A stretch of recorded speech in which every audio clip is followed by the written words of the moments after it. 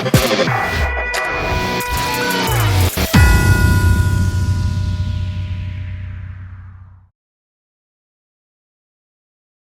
policy around independent medical model of care is the opportunity for institutions to provide unchallengeable medical authority to their primary healthcare providers, which would be athletic trainers and team physicians. Unchallengeable medical authority is so important that everyone's invested in health and safety, including coaches. However, in a competitive environment, when information about player availability is delivered to coaches, coaches can ask questions, but when coaches question about return to play or question about the way that medical care is being delivered, that is not unchallengeable medical authority. And those types of pressures and influences are unnecessary when safe return to play is the priority for everyone. Yeah, Helen, you bring up a really good point that student athletes often have motivations that far exceed where health and safety should be or should play a role. And so what's unique about athletic trainers as primary healthcare providers is athletic trainers have the chance to be with their patient population, student athletes, on a day-to-day basis.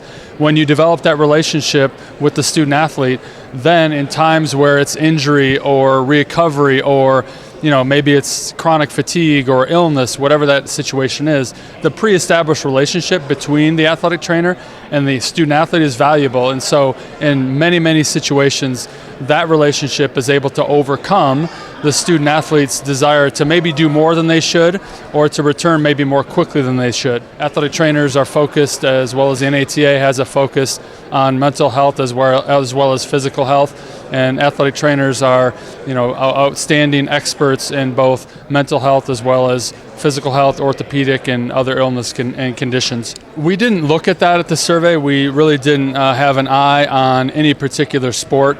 We didn't because it's important that every student athlete, from fencing to football, has an opportunity for independent medical care and access to great care through an athletic trainer. We are really encouraged, NATA is really encouraged by the progress and the adoption of the structure and function of an independent medical model. And that's a commitment that the entire institution needs to have, not only to the model, but it has to function in a way that the culture within the athletic department is one of health and safety as a priority, regardless of competitive pressures. More events like today, more opportunities to let others know, let parents know more about what medical model and independent medical care means. Certainly get the word out across the entire country as to what best practices are, where institutions like the University of Kansas have made the commitment to the independent medical model and helped us to show them across all levels that it can be instituted and it can be delivered upon with health and safety as a priority. Yeah, more information can always be found at nata.org. And then for parents and other people that are interested in student-athlete health and safety, atyourownrisk.org is another great forward-facing website for parents to understand some of the key principles of health and safety, whether it be high school, middle school, or intercollegiate athletics, and how parents can get involved.